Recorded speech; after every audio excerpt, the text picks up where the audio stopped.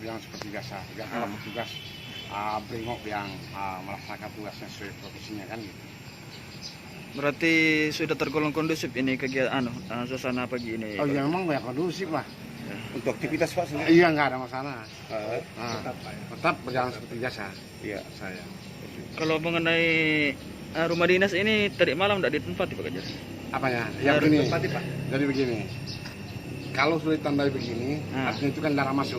Iya, Nah iya. itu yang kita perhatikan ya. Ya. Di dalam sendiri Pak ada kerusakan? Nggak ada, cuman ini aja, begini aja, apa ya, pelapon luarnya aja. Iya, Pak. Mungkin kita arah Iya, dari mungkin, ya. arah ledakan itu. Ya, ya.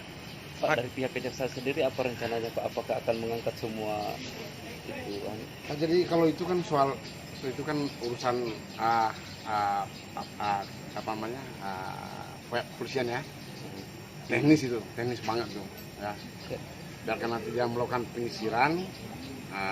Nanti kesimpulannya seperti apa itu Nah, nanti. misalnya Pak, Tapi memang di belakang itu ada Pak, ada detonator yang ditanam Pak.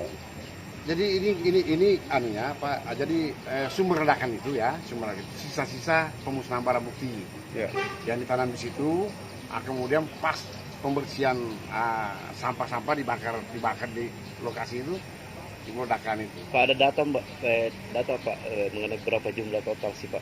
Belum kita belum saya konfirmasi ke situ karena ini kan kita dulu mau melakukan pembersihan oleh pihak kepolisian nanti sterilisasi.